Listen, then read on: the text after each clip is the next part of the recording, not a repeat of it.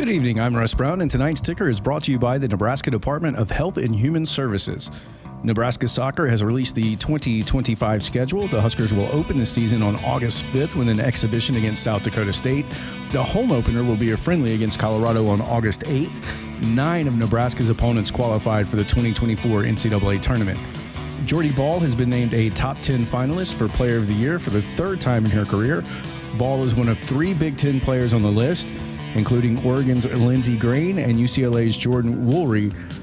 4 Huskers picked up Big Ten Athlete of the Week honors in track and field. Kavian Kerr, Riley Boonstra, Jordan Ives, and Jacelyn Neighbors were recognized by the conference. Call a timeout if you or someone you know is struggling or in crisis. The 988 Suicide and Crisis Lifeline is there. Call, text, or chat 988. It's free, confidential, and staffed with trained counselors ready to listen and provide support. Up next, it's hour number 1 of Sports Nightly right here on the Huskers Radio Network. Coming to you live from Memorial Stadium, it's Sports Nightly. All the Huskers, all the time. Sports Nightly is presented to you by the NDOT Highway Safety Office, who remind you to buckle up and put the phone down. The next one. Fastball chopped to third. Overbeat grabs it. Steps on the bag for one. The long throw across the diamond. Double play. Inning over. And Nebraska's lead holds at 3-2. That would be Cale Frost representing the winning run. This ball's turned on into right field. This one's got a shot. Case Sanderson walks it off. Nebraska wins it on a 3-run bomb by Case Sanderson. And the Huskers win the series. Now Volpe's 3-2.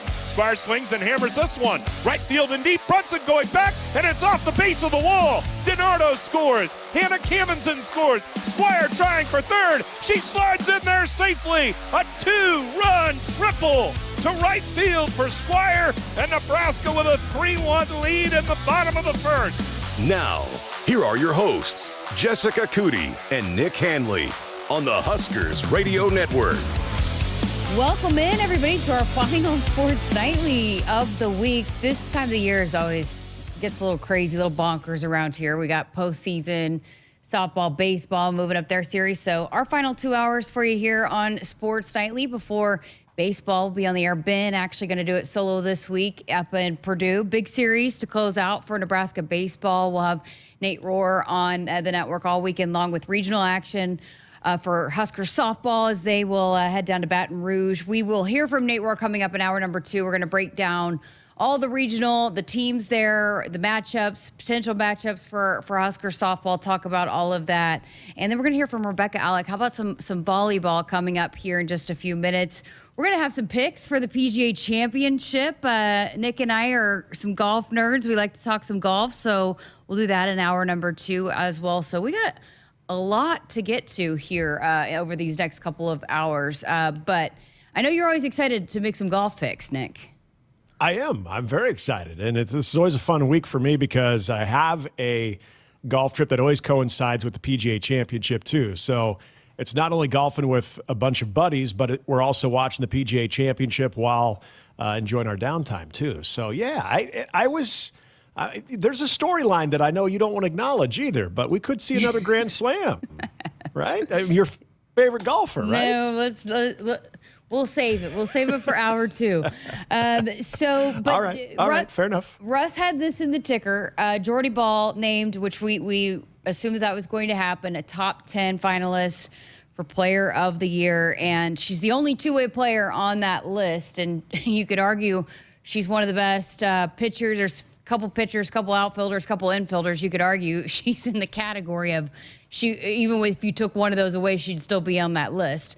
I'm not sure exactly how it works this year. I'm told that it's changed up a little bit and that I think the votes had to already be in before the postseason even begins, which I wish maybe she had one weekend for some of those folks because with the Big Ten and how they play on plus sometimes, not as much exposure. I know Jordy Ball is Jordy Ball and people know what she's doing, but I wish she would have maybe had one weekend of postseason to really show because the last time people remember her, she was just a pitcher. So to give the college softball audience, the national college softball audience, a chance, a glimpse at what she's done this year now that she's back for Nebraska and what she's done on all phases of the game. Yeah, it's a big part of it. We talk about this a lot in college football, right? Of certain Heisman Trophy candidates throughout the season. That exposure part of it is brought up a lot when we're talking about Ashton Gentry, and a lot of people talking about a lot of people talking about, well, how many times have you had a chance to see a Boise State game? And it was a good thing, even though the Heisman Trophy had already happened, and he finishes runner-up.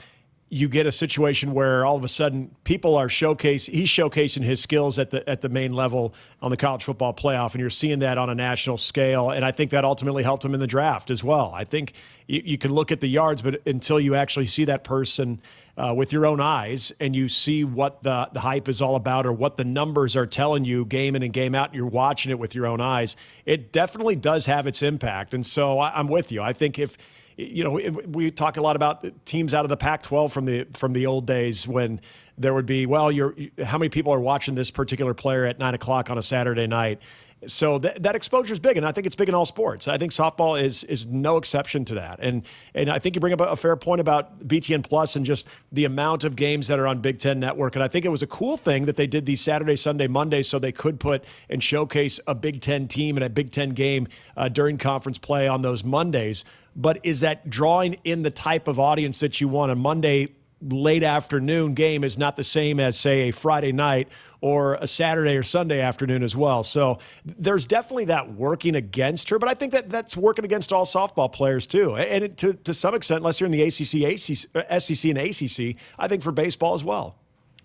Okay, so I told you we got a lot to get to, so you got to move along. But I did want to switch gears really quickly here in this first segment. Again, we're going to talk more softball in hour number 2, but wanted to at least hit that off the top because that was one of the big news, I guess, bullets of the day. But, we had Coach Rohr on last night, and you just get a sense that he really likes this group, and he talked about the depth and the competition. And I'm springing this on you, by the way, but I was just walking along the stadium, and I thought of this yesterday when I asked Searles, okay, we had talked about our position groups we're going to watch for. We're intrigued by going into spring. But now that spring's done, which group are you maybe most excited about? And he had talked about the wide receivers and maybe just more so which guy is going to emerge and be the number one guy for Dylan. But so I wanted to maybe ask you the same question here tonight. Now that we have seen a little bit more of this team and we're reflecting on where they are going into these summer months, which group are you most excited about now at the conclusion of spring football?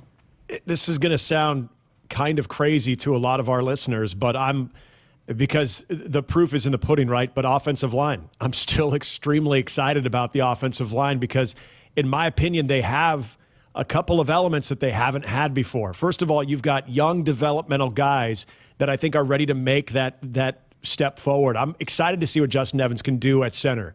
I'm excited to see, even from a depth standpoint, what a healthy Teddy Prohaska could eventually be.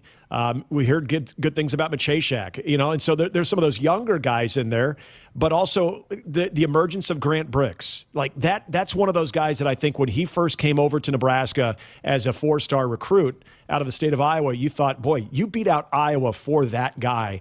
This has to turn into something. And we've seen by all indications that growth is taking place. But the thing that I'm most excited about is the 2 transfers in Spindler and Pritchett, because you have 2 guys not only that are coming from big-time programs, but 2 guys that were starters at big-time programs. One guy who, as we know, played in the national championship. So I think there is a depth piece with Nebraska where you've got some of your lower-end guys that I think are coming fast, are really starting to develop. But I think you also have some stability guys with a lot of experience that own that respect in the room. I think that was always a missing ingredient in the past couple of years, where you had some veterans that had played for Nebraska for a long time, but their overall body of work was a little bit hit and miss. It was a little inconsistent to where you have 2 very proven offensive linemen coming from big-time programs that are looking to solidify this group that needs to be solidified on top of younger guys under Donovan Raiola that are developing.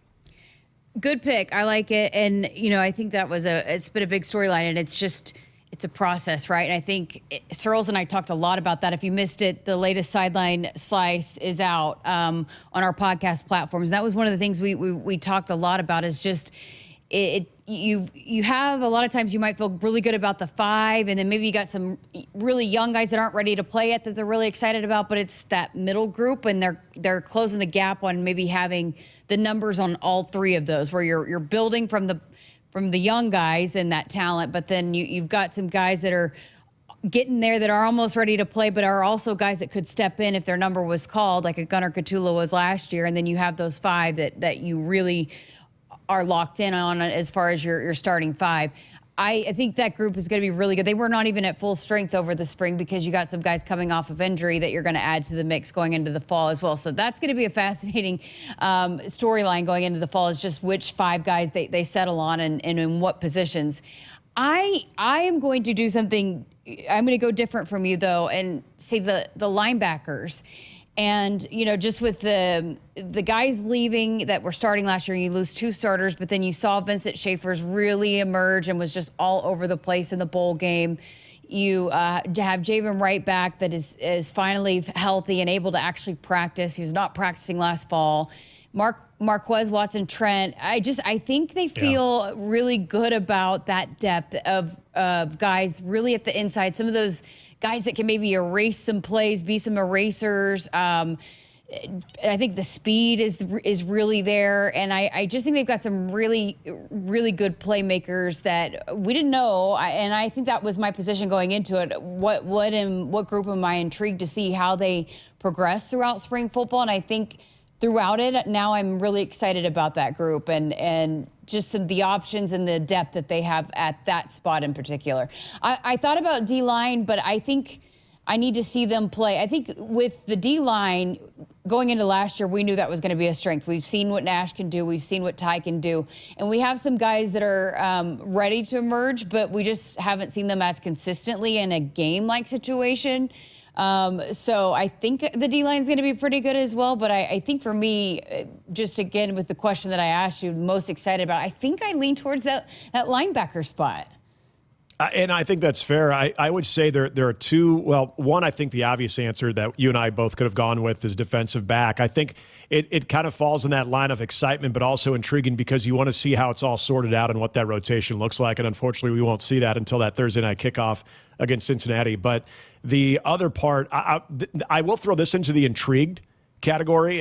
That was the pre-spring conversation that we had when we were talking about this. I now put my focal point on the tight ends because I want to see, obviously Luke Lindenmeyer is a little more established, and I think we understand what he's going to be like in Dana Holgerson's offense. We saw that at the end of the year. But I also think there is something to be excited about, or at least intrigued about. You got to measured expectations on this one, but Heinrich Harburg, when you have a flat-out athlete that's a big body and has the type of speed and is adaptable, I think there are things you can get out of him at that position. Not saying he's the every down type of guy, but I think that is also an interesting piece. Obviously, Carter Nelson is a freakish athlete, and we're looking for him to take a step forward as well, where he's kind of that tight end wide receiver hybrid. But even Mac Markway, what type of role will he have when he ends up healthy and able to contribute as well? So I think that's now I put my intrigue on that position group going into fall. Good stuff. All right. We are going to go ahead and get to a break, so plenty of time. I got a conversation with Rebecca Alec coming up. We're going to talk some Husker volleyball, the now senior. How about that? I told her, I was like, that doesn't sound right. Rebecca Alec senior, middle blocker. Doesn't seem like it's time. I don't know. Nick? I feel like we've seen – I almost feel opposite. I feel like because she was such a big impact player so early in her career that I feel like when we got to the end of last year, I'm like, oh, yeah, Alec's gone. Oh, wait, no, she's not. And so I feel like we just because – and that's an absolute testament to how good she's been from day one. But I feel like when you see those freshmen have such a high impact, yeah, you feel like, gosh, they feel like they've been here for 8 years. Yeah, I think that's – when you have a player on opposing teams, too, that are like, gosh, they're back again. Can you graduate? Yeah. I feel like Lexi Rodriguez was probably that for a lot of people, too, last year. Like, yes, absolutely. She's got another year left. Come on. But you're right. I mean, but still, I guess just when you say it, it's just like, man, and that's it. Yeah. So we talk about that. So she's going into her senior season, so we're going to dive into that. Just an unbelievable interview. She's just so smart and just got so well, so just a her approach to the world is just so impressive for being so young. So got that conversation coming up on the other side of this. So stick around here on Sports Nightly. And Woodhouse has been a trusted partner in your everyday since 1975. Shop for your next vehicle with the home team at Woodhouse and the trusted and the official auto dealer of Nebraska Athletics. Hey Huskers, it's a new day in Nebraska. Manzer Equipment, Mertz Farm Equipment, and West Point Implement of Columbus have teamed up as True Ag and Turf. Coach Rule is bringing innovation and high-performance standards to Husker football, and True Ag is doing the same to your farm with game-changing Fendt equipment. As Big Red establishes power on the field, True Ag and Turf does the same in the field by welcoming Fendt to Nebraska. I got to see my brother get married. I would have missed my dad's birthday. Because I wore my seatbelt, I had the privilege of being part of his special day. I got to go home and see my family again. Does it click yet? Brought to you by NDOT Highway Safety Office. I would have never had the chance to see my daughter become a doctor. I was able to go to my brother's graduation. I wouldn't have adopted my first pet. And then it clicked. My seatbelt saved my life. Does it click yet? Brought to you by NDOT Highway Safety Office. Hit us up on the text line. Text 402-413-2400 with your Husker thoughts. What does it mean to be locally owned and operated? For Cenex, it means everything. It means that we know if you take your coffee to go or if you like to stay a while. It means we've helped Little Leagues get jerseys and local festivals get funding. It means we know what our communities need. So you'll always leave Cenex with a full tank, full of snacks, or full of smiles. Or all of the above. And that means the world to us. Cenex, powered locally. When you're in the stands and have the ability to control your irrigation in the field, it's a game-changing moment. Valley is where farming meets end zone efficiency. With AgSense remote irrigation technology, farmers become the MVPs of their fields. Experience real-time, play-by-play action and control that keeps you ahead. Score big with irrigation technology from Valley. It's technology that improves your life and lets you be at the game and in the game. Find your local Valley dealer at valleyirrigation.com. They say consistency is the key to success. They weren't wrong. So how about grabbing a beer that's consistently smooth, consistently refreshing, and consistently light? You might just find that the road to success can be pretty enjoyable. Michelob Ultra, the perfect balance of taste and refreshment, and only 2.6 carbs and 95 calories. It's only worth it if you enjoy it. Enjoy responsibly. Anheuser-Busch Michelob Ultra Light Beer, St. Louis, Missouri. It's employee pricing with the Ford crew. Employee pricing for everyone. A great time to buy. Now everyone pays what we pay. On Ford trucks. So you can tow what we tow. SUVs. Carpool like we carpool. And Bronco Sport. Off-road like we off-road. But what about my parking spot? It's just employee pricing, not parking. What a relief. I love that parking spot. Now get employee pricing available across a full lineup of Ford trucks and SUVs. Employee pricing, you pay what we pay. Only from your local Ford dealer. Oh, should I make name tags for everyone? It's employee pricing for everyone. They don't actually work here. Can I still make them? Sure.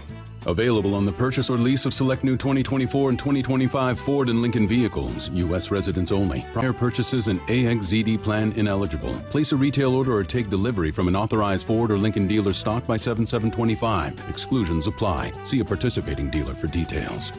Nebraskans are choosing chiropractic for better health. Why chiropractic? Because it's safe, drug-free, and a cost-effective treatment option for back and joint pain. Plus, all generations can benefit from natural chiropractic care. Choose chiropractic first for pain relief or to improve your mobility, athletic performance, or overall wellness.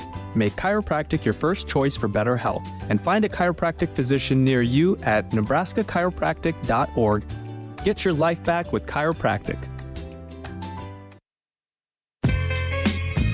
The Huskers Radio Network Broadcast Center is sponsored by Akrs, the Midwest premier John Deere dealer, supplying the equipment and service to advance agriculture and much more. Akrs, solutions for every field. Hey, what do you say we talk a little volleyball now? Earlier today, had a chance to have a lengthy conversation with Rebecca Alec, now going into her senior season, the middle blocker that, as Nick and I were just talking about, has been a huge part of this program for 3 years, but dove into a number of different topics, wanted to bring you a portion of that conversation. So here is my chat with Rebecca Alec.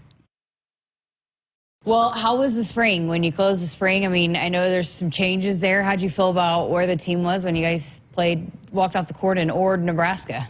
Yeah, I felt really good. I feel like the competition in the gym is really high.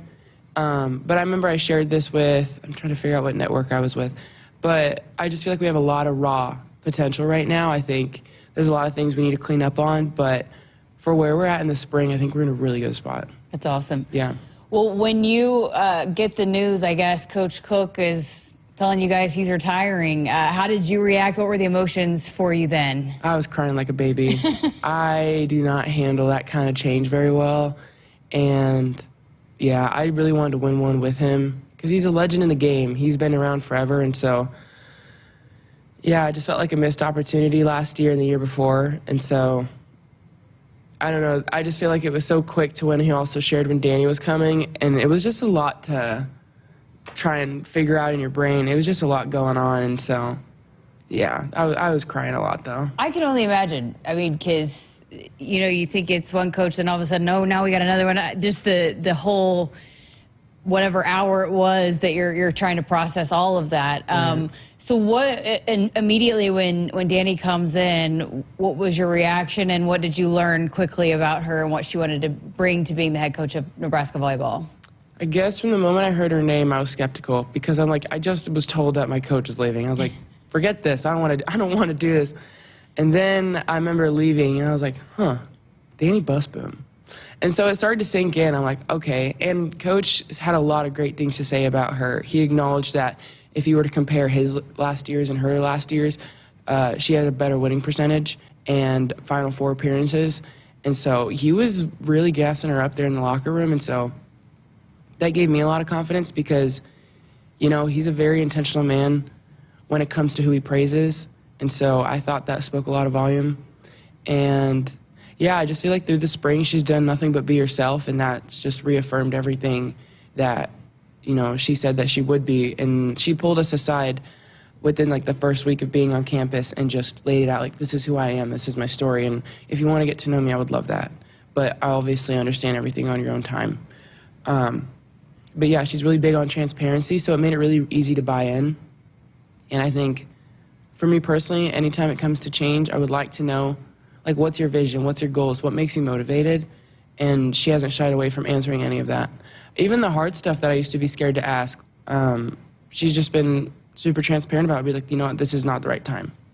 And so, yeah, I just love everything about her. Her personality, her sense of humor, her motivation, and her intentionality is just exactly what we need. That's amazing. So you had said it's so player-led with her. How is that different? What are, I guess, how does that look when you say that you guys are more player-led? Yeah, I think Coach is just used to taking the reins and having to put the foot down. And I think you see a lot of girls. Me personally, I was never really fazed by it. I've always been coached by a guy like that. So, you know, if you're horsing around, he's going to let you know, and he's going to let you feel it. And so for me, I just always had my head on right during practice, and I don't know if things just weren't clicking. He wasn't shy to let you know. It's be like, I know what the standard is. You know what the standard is. Why aren't we competing at that level? So very black and white. And I think with Danny, she's a lot more like, I want to see you guys fail. You need to fail to figure this out. And I need to know what you guys look like when you fail. And I think that's really huge, again, with change, but also being at a high level. I think, you know, 70 to 80% of this team can go pro and play in the top teams. We need to figure out how to pull our own teammates out without, you know, a voice barking in, barking out. And she knows that. For example, Danny's the kind of person to be like, if we run a crazy play, she would just straight up ask, what was that? And we're like, is that a genuine question? She goes, yeah, what was that?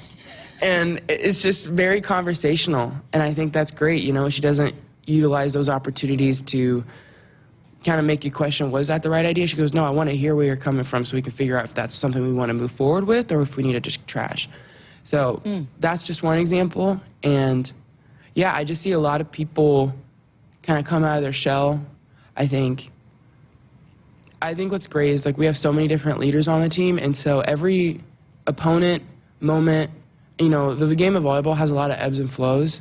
So I may not always need to talk in the huddle, or Harper may not always need to talk in the huddle. You have a lot of different leaders on the team, and it's like different people can step up. Olivia can step up. It's just like, I don't know, it's very easygoing in my opinion. That's amazing. It feels like, too, maybe you have more ownership in the day-to-day as a player, right? I mean, when you have that opportunity and she kind of gives you that platform, I guess. Yeah, no, it's just been, I love everything about it. It's just been easygoing. That's awesome. You know, you had brought this up, and I think we've seen this throughout the last few years, is just how competitive the gym is.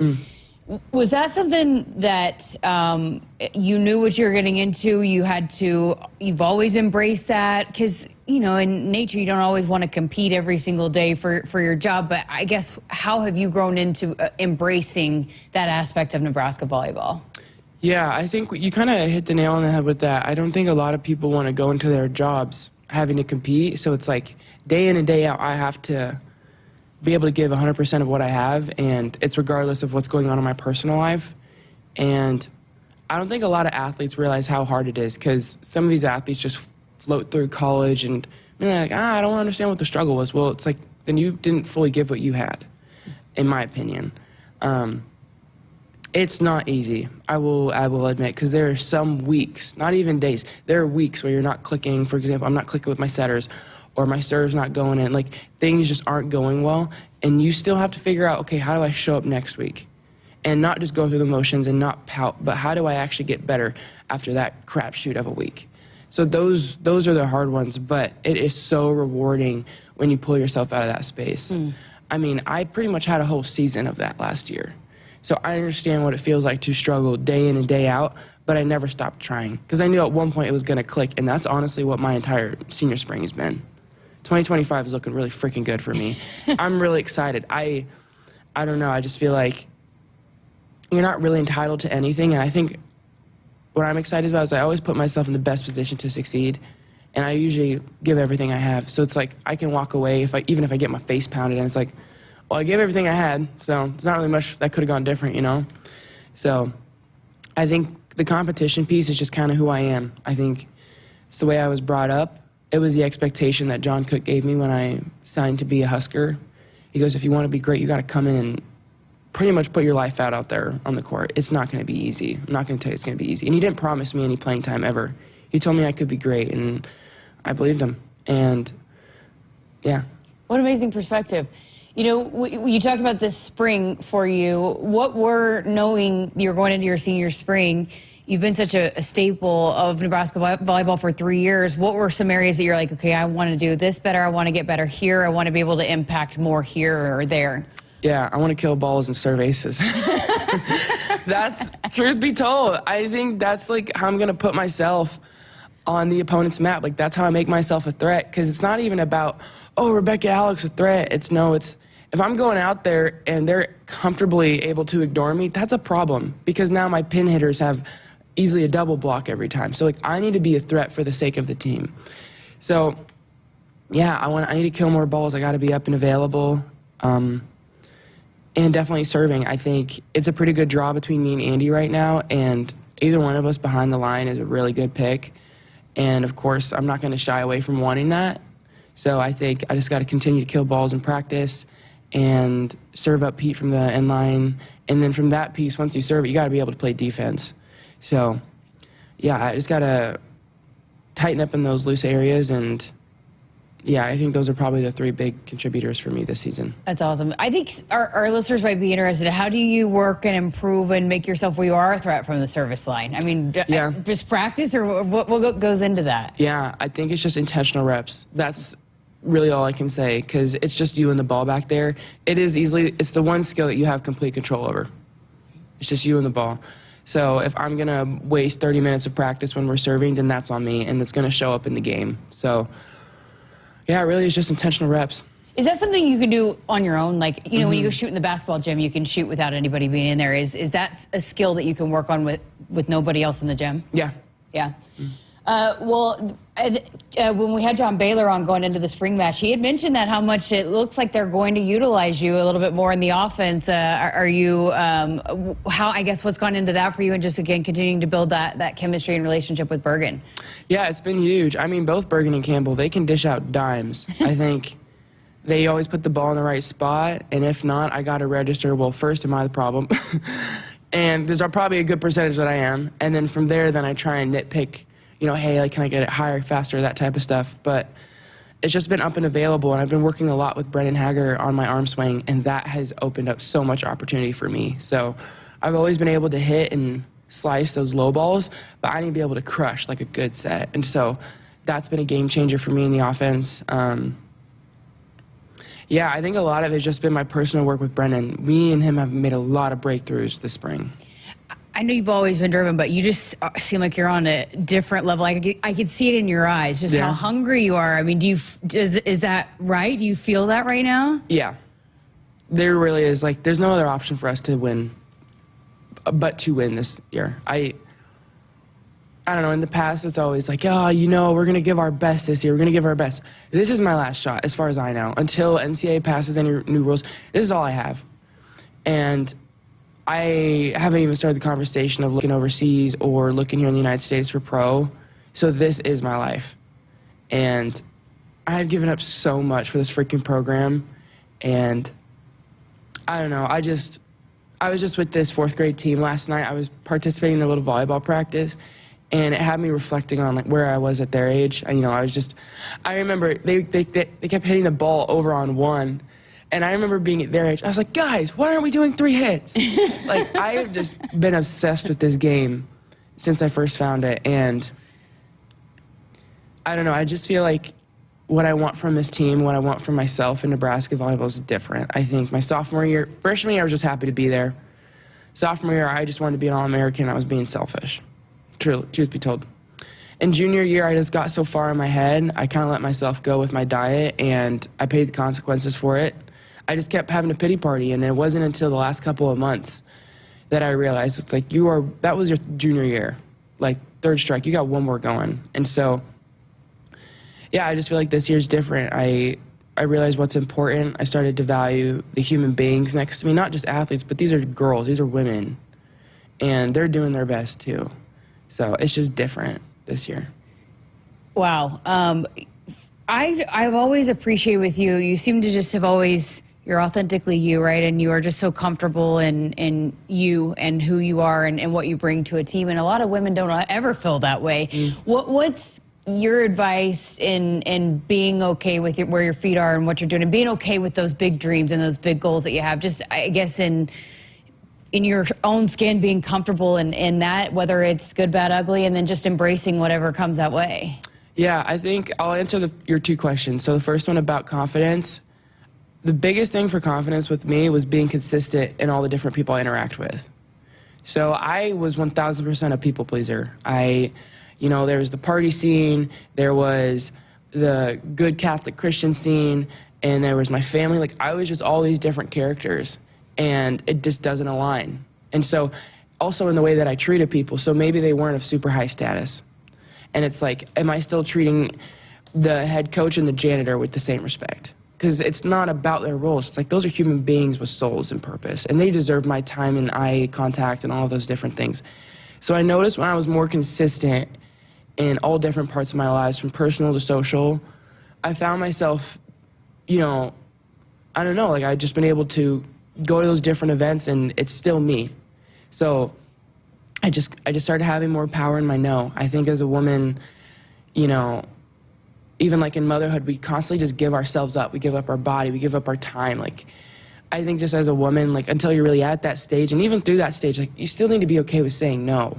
And it doesn't even have to take like a legal case or an assault to be like, this is my no. It's like, your no is like, no, I'm tired. I appreciate the invite, but I'm staying home tonight.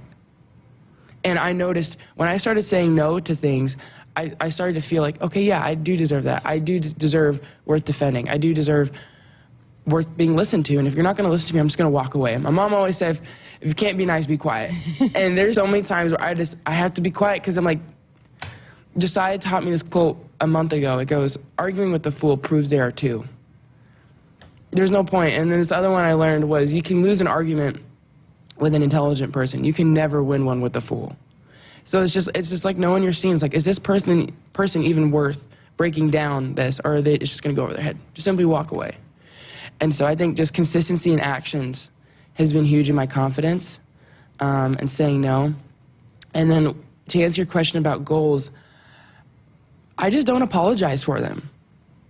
I had this whole debate with my buddy, was it, who was it? Was it Reed and Sam? There are two other athletes here. And I was going in about, I thought I could be great in basketball, like really great in basketball. I didn't doubt, I feel like I could have played with Caitlin Clark. I don't doubt that to this day. To this day, I think if I would have stuck it with basketball, I could have been hooping with Cece. And they just couldn't fathom that. Like, you're delusional, da-da-da. And I go, I tried going in on them and bringing down the stats, and then I realized, this isn't going to go anywhere. And it's just having that kind of confidence. It's like, I'm not going to apologize of what I think I'm capable of. Obviously, it may not be today or tomorrow in a year, but wait till you see me in 4 years. And I think I just stopped apologizing for my goals and what I want out of this life. My teammates, they give me a hard time about like my chacos and my barefoot shoes, but I believe in what they do for my body. I believe they do with my mental health. And if people aren't going to listen, then that's okay. But I know it works for me, and that's okay. How great is she? I love every time I get to chat with Rebecca Alec. I mean, I leave feeling like I can conquer the world. I sometimes forget I'm interviewing her, that I just want to keep listening to her talk. I think if once volleyball's over, she should go into motivational speaking. But hey, that was just a portion of the conversation. We got into a lot more, and I'm going to post that entire conversation coming up tomorrow morning on our YouTube channel and our podcast platforms as well, so you can listen to that full conversation tomorrow with Rebecca Alec as a part of The Dig, powered by Emeritus. All right, we got to get to a break. We got more Sports Nightly coming up on the other side of this. On game day, every play counts. Now imagine having the same level of control in your field. Valley is where farming meets end zone efficiency. With AgSense remote irrigation technology, farmers become the MVPs of their fields. Real-time, play-by-play control means you're always ahead of the game. Score big with simplified irrigation technology from Valley, improving your life both on and off the field. Find your local Valley dealer at valleyirrigation.com. They say consistency is the key to success. They weren't wrong. So how about grabbing a beer that's consistently smooth, consistently refreshing, and consistently light? You might just find that the road to success can be pretty enjoyable. Michelob Ultra, the perfect balance of taste and refreshment, and only 2.6 carbs and 95 calories. It's only worth it if you enjoy it. Enjoy responsibly. Anheuser-Busch Michelob Ultra Light Beer, St. Louis, Missouri.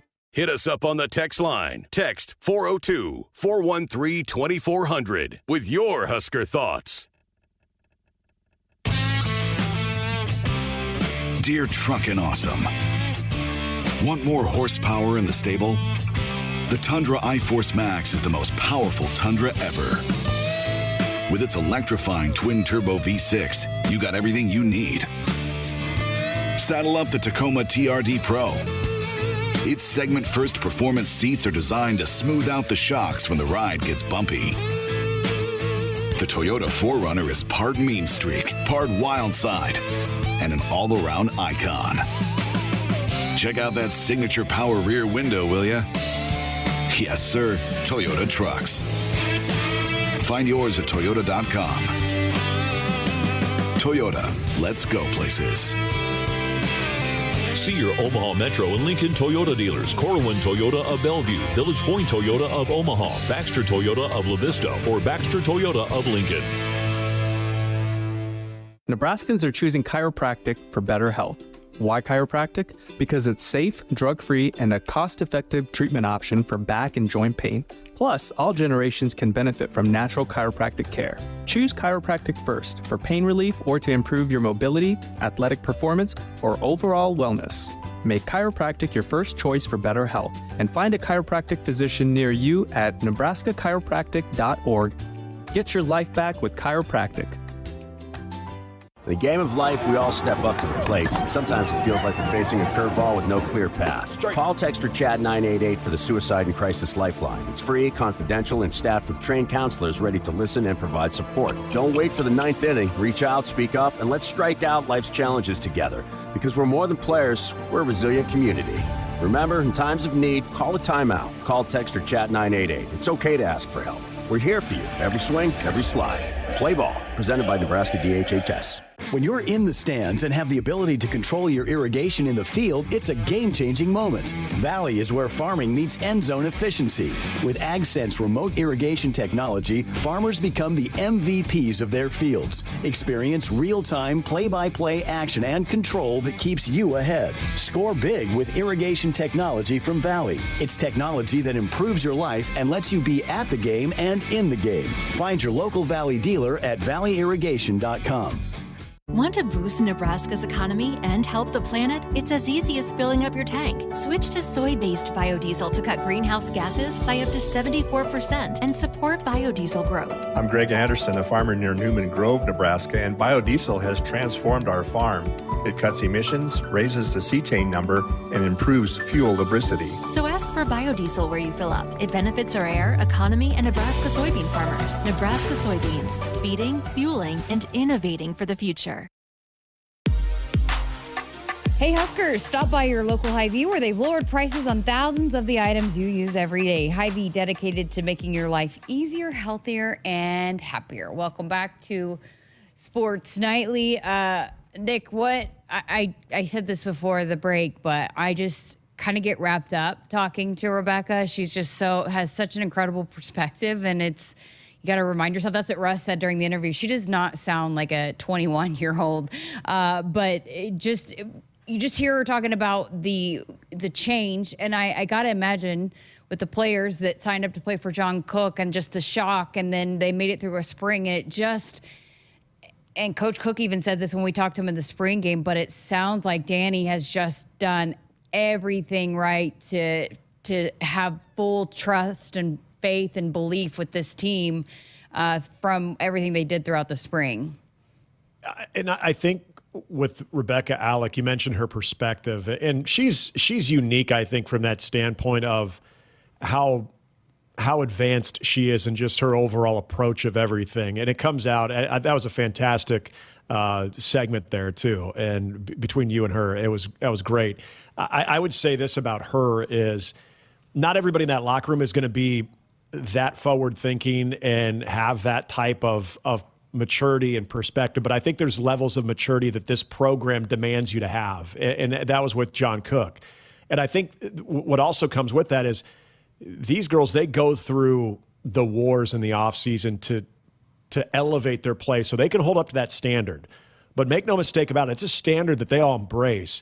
And when they've seen players that have come before them, that have competed at the highest level, and then go on to coach, and now in Danny Busman-Kelly's example in her situation, comes back to coach them, I think there's that instant credibility of saying, you're one of us. You know, you did this, you went through this, you went through this program. So I think that transition couldn't be any better. But I do think, to your point about her maturity too, I think you have a lot of women in that locker room that have that similar maturity, that if you go into a situation, if you're Danny Busman-Kelly, and you go to a situation where it's a younger team and maybe they haven't played that much college volleyball and they don't know all of that as much, I think it could be a little shakier transition. But when you have that much maturity going into it, I think you've got a lot of girls that get it. They understand how the system needs to operate and how to be successful. But more importantly, they know they're now taking their orders, or they're being led by someone who was in their position before and has competed at the ultimate level. So I think you couldn't have asked for a better situation. Absolutely. Yeah. Great point there. Just not everybody knows, because it's different with Nebraska volleyball, and what she is saying, that not every athlete has to battle every single day. You might have battles when you're playing your games and matches, but you have to battle in this, and it's not for everybody. And I think you have a different kind of connection with people when you've gone through and battled in the way, and just everything that comes along with the expectations and just what you have to even just win in practice here at Nebraska. Yeah. It's just not like everywhere else. Yeah, absolutely. And I think that's what is so fun to watch this program continue to reach the heights that it has, to where we expect them to be there at the end. That's the standard, but it starts with the players. It started with what Terry Pettit put in. Then what John Cook has put in for so long, and keep that thing rolling and evolving. And now Danny Busboom-Kelly, who will bring in some fresh insight, but understands, again, what it means to those external factors that can be overwhelming to a coach that doesn't understand what that takes. But you have players, special players in this program that have come in and year out that want to uphold that standard. So they're going to put in that work. They're going to go through that grind. And then, of course, we know the Big Ten Conference will not allow you to take a day off. So, yeah, I'm just so excited to see what happens with this team in Danny Busboom-Kelly's first year, because I just think you're not looking at what is going to be typically a first-year coach transition where things might get a little bit sideways or a little bit out of whack. There'll be adversity, but I think it's adversity that can really be tamped down. Art in Los Angeles said, hi, Jessica, great interview with Rebecca. She has my vote for captain, GBR. I think a lot of us probably would vote for her, but that's an interesting thing, though, too, because your two captains are gone. There are going to be new captains this year, so that'll be – they normally announce that in the summer, but I think, right, one time they announced it on the way back from their overseas trip, so I don't know – I don't know what the captain situation looks like. We got a new head coach, so it might be a little bit different. Yeah. But that's another interesting note, too, is just who is going to have that seat this year. Yeah, and I think you bring up a good point about this is where maybe there's a little difference in how you go about selecting that from the previous coach to the new coach. But make no mistake, I think Nebraska fans, whoever is named that captain, they will have earned that and they will represent that title very, very well. All right, let's get to a break. We're back to wrap up hour number 1 next. Your next vehicle is waiting for you at Woodhouse. With over 20 locations and a variety of brands, Woodhouse offers everything from reliable trucks to family-friendly SUVs. Whether you're looking for a Nissan, Mazda, or Infiniti, our team is here to help you find the perfect fit. Enjoy a seamless car buying experience with our expert staff and exceptional service. Visit Woodhouse today, where quality, selection, and customer satisfaction come first. Or get started online at woodhouse.com. Hit us up on the text line. Text 402-413-2400 with your Husker thoughts. Nebraskans are choosing chiropractic for better health. Why chiropractic? Because it's safe, drug-free, and a cost-effective treatment option for back and joint pain. Plus, all generations can benefit from natural chiropractic care. Choose chiropractic first for pain relief or to improve your mobility, athletic performance, or overall wellness. Make chiropractic your first choice for better health and find a chiropractic physician near you at nebraska-chiropractic.org. Get your life back with chiropractic. On game day, every play counts. Now imagine having the same level of control in your field. Valley is where farming meets end zone efficiency. With AgSense remote irrigation technology, farmers become the MVPs of their fields. Real-time, play-by-play control means you're always ahead of the game. Score big with simplified irrigation technology from Valley, improving your life both on and off the field. Find your local Valley dealer at valleyirrigation.com. Woodhouse has been a trusted partner in your everyday since 1975. Shop for your next vehicle with the home team at Woodhouse and the official auto dealer of Nebraska Athletics. 402-413-2400 is that number for the text line, which we got a text, Nick, that someone texted in, if the girls win regional and Tennessee gets beat, would the Huskers get the super regional? It's an interesting question. So I think it would be probably more than likely Ohio State, that I think is the 2 seed there at that Tennessee regional. And I think they are the higher seed, so they would probably get it. But Nebraska's stadium is bigger. I don't think it's set. I think it would. It's interesting. I don't know if it's set in stone one way or the other. Do you know, Nick?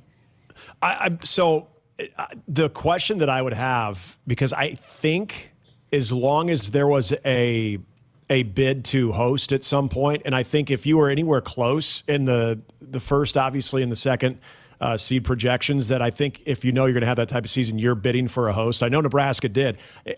if Ohio State didn't, maybe Nebraska would have a shot. I'm assuming Ohio State probably did put in a bid, given the size of Columbus and knowing that they would have obviously the hotels to be able to support that and the facilities to do so. I assume they put in a bid. So if they put in a bid, then yes, it would go to them.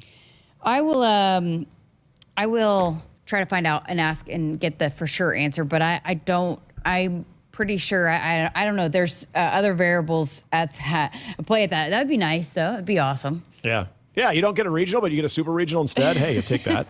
We're here for all the upsets.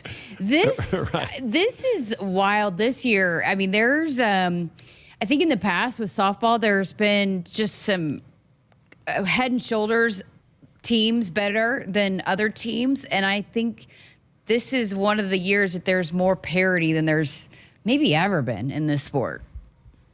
And I'm curious on how much of that has to do with the transfer portal and what we're seeing now with the ability to strengthen your team in the snap of a finger through the transfer portal compared, because you're right. I mean, every time we would turn on the Women's College World Series, it'd be a lot of the same teams in the same regions usually were represented. And you would see their records compared to other teams in the regionals, and it wouldn't even be close. So I think there definitely was a very front-loaded pack of the championship caliber teams. You're right. And I do think that it's just at some point, it was probably a slower trickle-down effect than other sports that the transfer portal has finally allowed softball to have that as well. Hey, so got a couple minutes left. You're going on an interesting trip. So you will not be on baseball. You're leaving Ben hanging this week, although you've known this is coming right. You guys have it planned every year. But I think people would be interesting to hear what you got coming up this weekend. Yeah, so it's a trip I've done for the last handful of years now. It's with a friend of mine and then an extension of some of his friends, and now I've become friends with. But basically, it's 24 of us. We're going to it's a little golf and lake resort, recreational resort out in Moravia, Iowa, called Lake Rathbun, and the golf course is called the Preserve. And we do what we call it's just our buddies trip. It's a 36 holes on Friday of Ryder Cup format, and then on Saturday it's 27 holes of Masters format, so individual stuff. And then on the Thursday, when we arrive tomorrow, it's just your practice rounds and some friendly wagers amongst friends. And then, yeah, we're all in cottages in this little cul-de-sac that we all get together afterwards and have fun. Have fun. Get to watch the PGA Championship, watch some NBA finals or NBA playoffs and Stanley Cup playoffs and stuff. So yeah, it's a good time. Do you foresee your handicap going down, up, staying the same after this weekend? Ooh. Because the guys in the chat are going to want to know, and they're going to be checking in. Are you going to be submitting your scores after every round? I won't on Friday because it's kind of a scramble format, 2-person scramble format. So it's team play. So it's Ryder Cup. So we do a bunch of different stuff, alternate shot and everything. So that wouldn't be something to submit into the handicap index. But for sure I will Saturday. And that course has eaten me up many, many times. So, I'm hopeful. I'm hopeful. And a lot of it has to do with, how you play is what you did the night before, right? Well, we'll be I guess patiently awaiting to see how your handicap does. I can do some live tweeting if you guys want. I'll keep everybody informed that way. You sure that's smart? No. All right, we got to step aside for a break. Hour number 2 of Sports Nightly coming up. We're going to talk some more Husker softball with Nate Roer, and we're going to make some picks for the PGA Championship. Keep it here.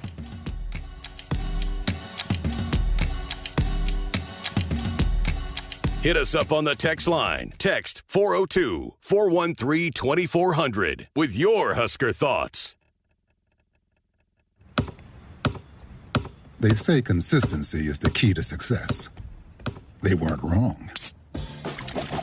So how about grabbing a beer that's consistently smooth, consistently refreshing, and consistently light? You might just find that the road to success can be pretty enjoyable. Michelob Ultra. The perfect balance of taste and refreshment, and only 2.6 carbs and 95 calories. It's only worth it if you enjoy it. Enjoy responsibly. Anheuser-Busch Michelob Ultra Light Beer, St. Louis, Missouri. Your next vehicle is waiting for you at Woodhouse.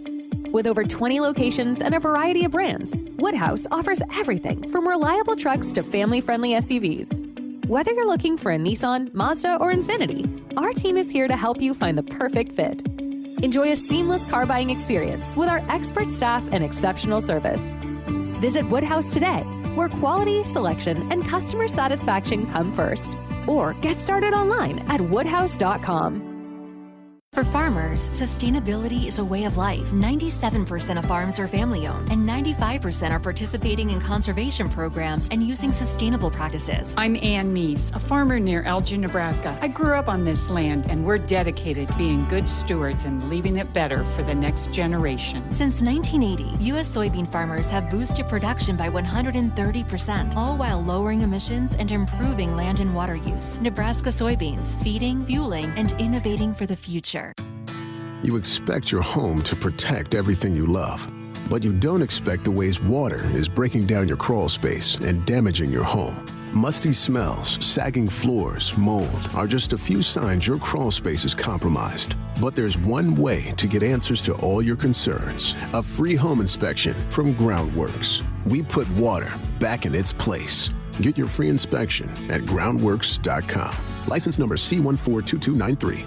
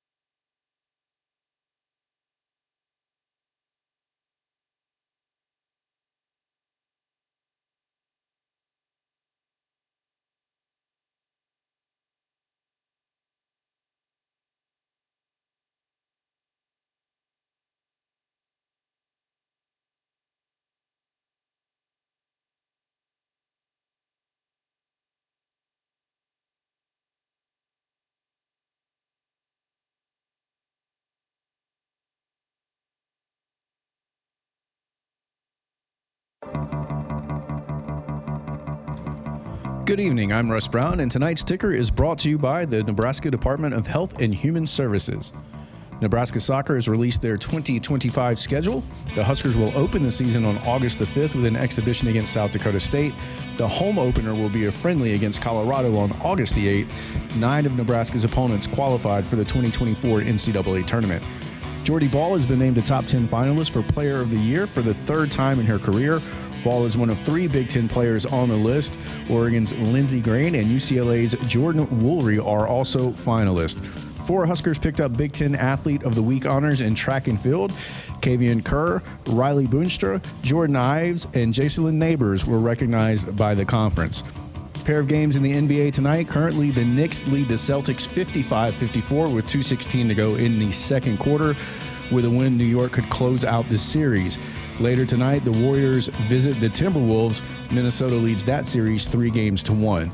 And in the NHL, the Panthers lead the Maple Leafs 1-0. They are at the end of the second period in that one, as that series is tied at 2 games apiece. And later tonight, the Oilers visit the Golden Knights, as Edmonton leads that series 3-1. Call a timeout if you or someone you know is struggling or in crisis.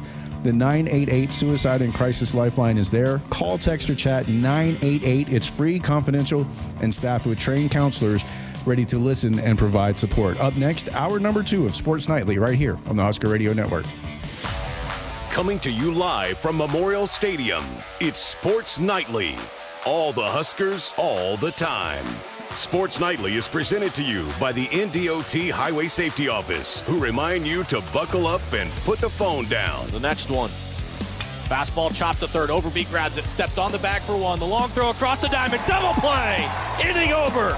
And Nebraska's lead holds at 3-2. That would be Cale Frost representing the winning run. This ball's turned on into right field. This one's got a shot. Case Sanderson walks it off.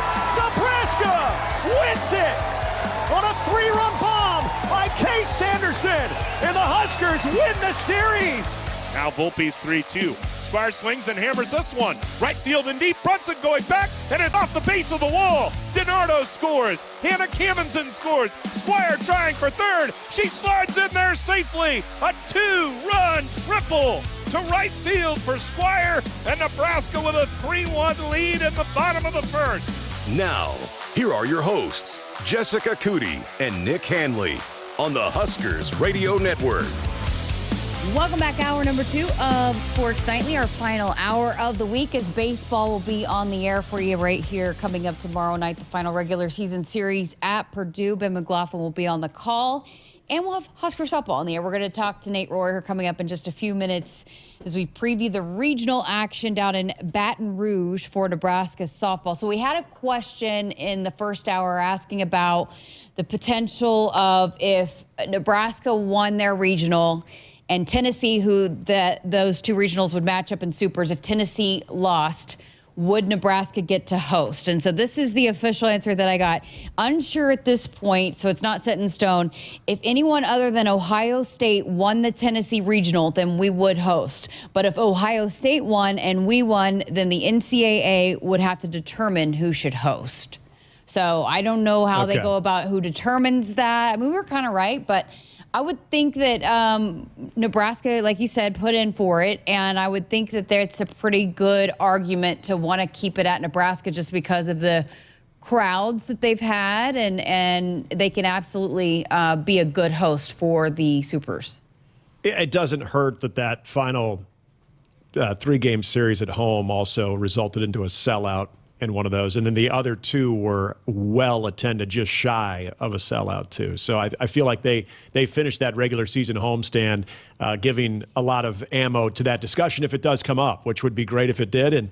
And how great would that be as everybody, and I heard it even this last weekend when we were in the booth getting ready for the Michigan game, a lot of people just outside talking about, is Nebraska going to do enough to host a regional? What do they have to do in the Big Ten tournament to host a regional? So it was on a lot of people's minds. So how funny would that be if that they don't? They go to Baton Rouge, cool place to visit. Then you come back for the most important series of the year, and that's actually at Bullen Stadium. But got to do your part out in Baton Rouge first and foremost, and that's what we're hoping for. Okay, so I was trying to find who's in. So it's Ohio State. Who else is in? Ohio State, North Carolina, and Miami of Ohio. So apparently we've got to be big Tar Heel fans this weekend. And Miami of Ohio. And I think we'd get the nod over Ohio State so we could even cheer for the Buckeyes. So if we're wanting everything to happen perfectly, we're not only Husker fans this weekend, we're just rooting very much against Tennessee. We're not anti-Tennessee fans this weekend. Let's get the discussion at least to the table. And if it comes down to Nebraska versus Ohio State, we'll make our claim on why Nebraska should get it over Ohio State. But let's get that discussion to the table. So, go Buckeyes. Heck yeah. Okay, so a question was asked by one of our regulars on the chat, Shane, and he's asked before, and I forgot to ask you guys, but he's curious about just what you guys use when you're talking about when you travel with a software system? I don't know what it is, where you have the capability of tracking the balls and strikes, how fast a pitcher's throwing, and you can see whether the umpire is actually right or not in his in his calls behind the plate. Yeah, it's basically the ability to use data. And these coaches, all these programs use some form of it. Nebraska, and I know a lot of other college baseball programs use TrackMan. I think the one that Shane had brought up was Hawkeye. I've seen that used, and I feel like it's a lot more prevalent, especially in the Dominican Republic, with a lot of their developmental leagues, that they use that a lot too. And I think you see it even at the minor league level. For college baseball, though, TrackMan is probably the most used. That's what we use.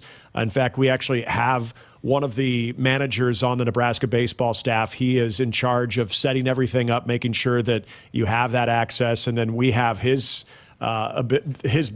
credentials to utilize that even when we're on the road. We have a really nice big screen set up at Haymarket Park, and then when we're on the road, we just pulled up on one of our laptops. And we're seeing the strike zone, and we can choose every category that we want to see. There's probably 24 different categories, from spin rate, velocity, exit velocity. The main things we want to see: strike zone. We want to see miles per hour on the pitch, so we want to see velocity from the pitch, and then we want to see launch angle and exit angle, things like that you can use as part of the broadcast. And so there was a time that between Ben, myself, and Greg, we would be looking at a strike zone, and we would think that, boy, that doesn't look like that was a strike, or that looks like that was a strike and it wasn't called, and we would be a little critical of the umpires. And some people would, and I understand, they would get on us, like, come on, can you guys do better? And the answer to that is no, I couldn't do better. The last few years, though, we've actually had the data to where it will show you if it's in the strike zone or not. And so when we're talking about, well, that pitch was just outside the zone, and we'll try to make mention of it, according to TrackMan, that was a ball, or according to TrackMan, that was a strike. And it does allow us to pinpoint the location. But I think more than anything, not to use this to be holier than thou on umpiring, because it is a tough job, and I could never do that. But I like seeing it from, first of all, what the pitcher's throwing. I like to see if they're missing, where they're missing in the zone. Velocity is always a good thing, but also we make a lot of reference to hard hit balls. We can tell when there's a baseball that comes off the bat very well, comes off the barrel very well. But when you actually can put a number next to that, like the Tucker Timmerman injury, for instance, we can tell you how hard that ball was hit. It was 107 off the bat. Wow. And so we could tell you how devastating that injury was and how lucky he was that it wasn't worse. So we have all that information. But yeah, TrackMan is the one that's pretty prevalent in college baseball. And I'm assuming it's a camera, right? Mm-hmm. And it's set up behind the plate. Yes. Yeah, and then it just connects to a program, like an app type thing that you guys can... Yeah, it's essentially a launch monitor. I mean, you see it in golf a lot too, and TrackMan has a golf one as well. But yeah, they're essentially launch monitors that give you so many different data points of everything from the hitter to the ball and all of those little things between the contact of the baseball, when the ball's coming in and when the ball's leaving. Okay, and then just wanted to real quickly before we get to Nate, while we're on the subject of the baseball, Purdue coming up. We've talked a lot about just the implications that if Huskers win one, you feel pretty good about where they are going into the Big Ten tournament, being solidified in that field. But what does the matchup look like? What do we need to be looking for? What, I guess, kind of challenges does Purdue maybe present to the Huskers? This is a Purdue team that I still am not resting completely easy on, because their numbers, and it's another team that They played a pretty good non-conference slate leading up to conference play, where they're somewhat battle-tested. They just have not been able to string a lot of conference series together. Now, they did have a good conference series win against Northwestern, but other than that, they've really struggled in conference play as far as that collective 3-game series. They've got a couple of good hitters, and I know I've said this a lot, where there's a few guys in a lineup that we're talking about that are going to worry you a little bit. Lucas Cook, he's a 400 hitter. So, I mean, he's a great contact guy, very similar to Benjamin Casillas from Michigan that we saw last week, where his power numbers weren't devastating, but he was an extremely good contact hitter. Logan Sutter is another guy that I look at. You know, he's their machine offensively. He's a guy that comes in slugging at .717. He's a guy that has 14 home runs. He's got 61 RBI. So he is their power surge, 21 doubles as well. So that's going to be the one guy you've got to be careful with.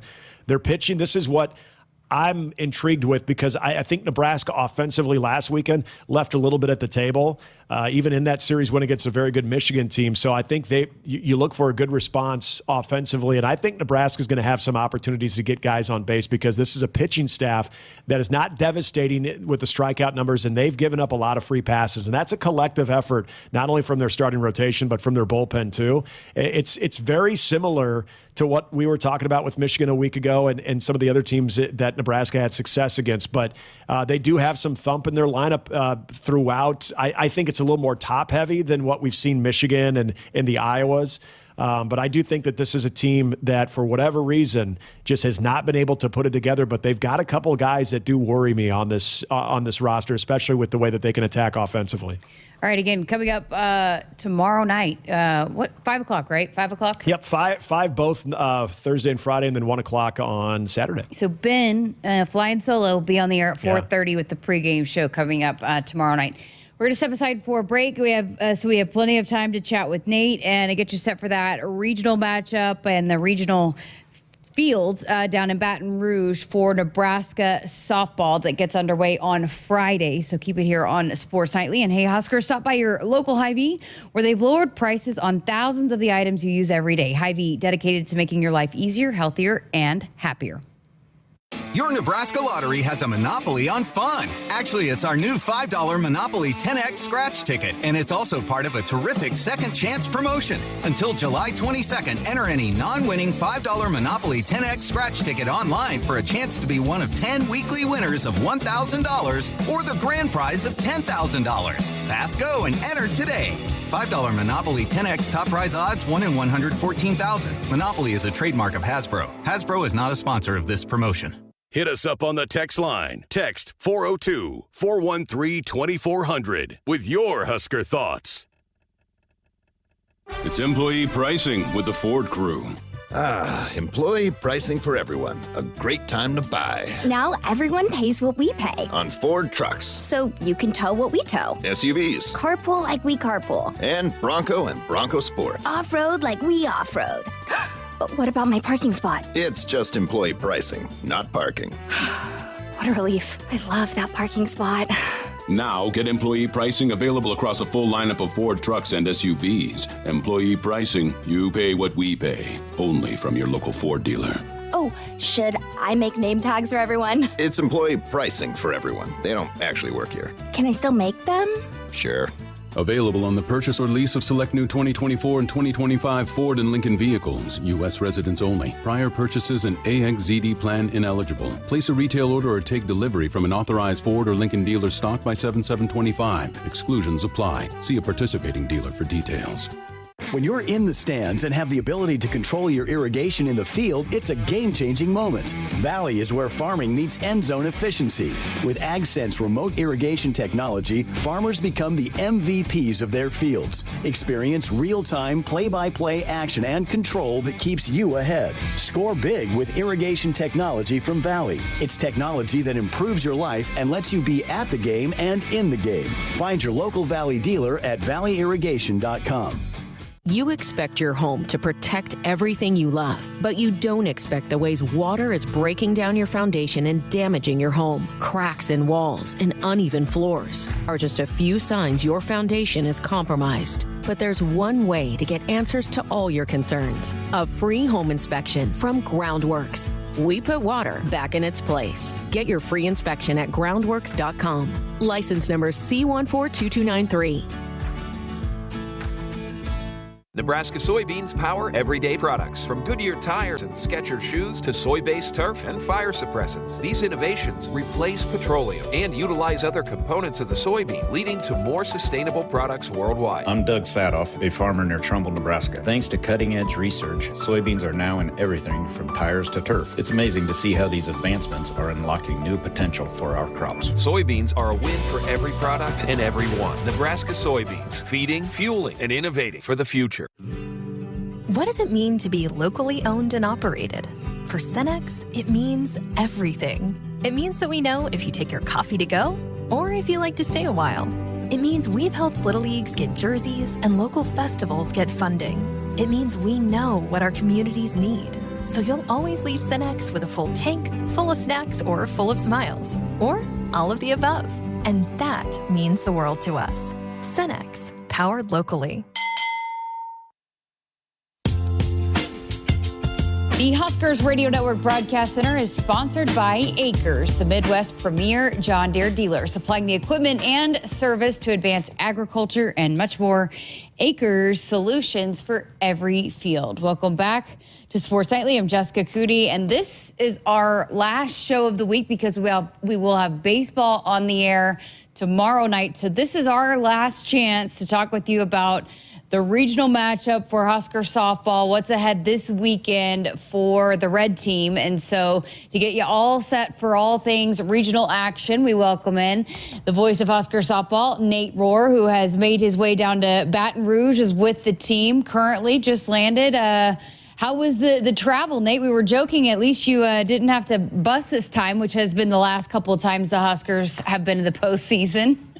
Yeah, it was pretty nice. Charter flight right into Baton Rouge. Unfortunately, we hit some rush hour traffic, but for the most part, we navigated it, and we're getting settled into our hotel. So the trip down wasn't bad, and had a solid flight. It was good enough that I was able to get a little nap in, which, of course, is critical this time of year. So travel was good. Now we're ready to get to work. Do you have some food places honed in on that we always hear about how good the food is down there? Do you have places that you have circled that you're going to try out while you're down there? You know what? I hadn't looked that far ahead. Typically Aaron Bowling, our director of softball ops, handles our food, but I do feel like I've got to have some Cajun at some point, at least once, maybe tomorrow night. That might be the night to do it after the workout day before we get into the meat of the weekend and you're dealing with games and weird times and all that. Maybe tomorrow night's the night where I try and track down some Cajun and have somebody speaking to me in that dialect that you can barely understand and everything else. Yeah, I feel like you got to do it. So have you ever been down there to LSU? So Nebraska softball actually brought me down here the one other time, the 2015 regional. Nebraska went 1-2, but it was a really tough regional. LSU was obviously the top seed, and they finished off Nebraska, but it also had Arizona State in it, and that's who beat Nebraska in the first round. I forget who the third other team was, but we were down here for that. I unfortunately did not sample any of the food when we were down here, but it was cool that the softball team, of course, they work out at Tiger Park, the softball stadium, and then I forget if it was recovery or they were lifting or something like that, but at any rate, they all went to the football stadium.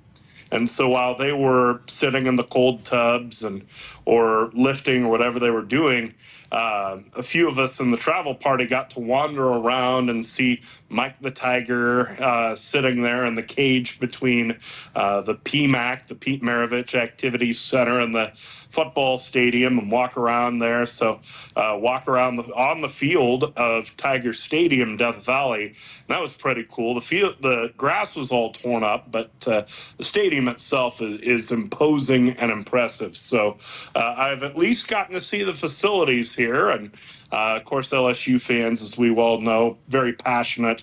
They make their presence felt, whether it's softball or baseball. So that'll be part of the challenge this weekend. All right. Well, what was your initial reaction? All things considered, all the projections that were out there when you saw Nebraska was headed to LSU with that field that's there. I personally thought it was a pretty great draw compared to maybe some of the other places they were projected to potentially go. Yeah, I got to give credit to Eric Lopez, the D1 softball. He has a great podcast on softball and has for a long time, and he's covered the sport. Sunday morning, the morning of Selection Sunday, he put out his last bracketology, and he had Nebraska going to LSU, and that was really the first I had heard of the Huskers going to Baton Rouge, because I had always operated with the idea that Fayetteville and Arkansas was a very strong possibility, and that Norman and Oklahoma was at least on the draft board, because those are the two places Nebraska could bust to, and especially this year where the regional hosts are so geographically concentrated.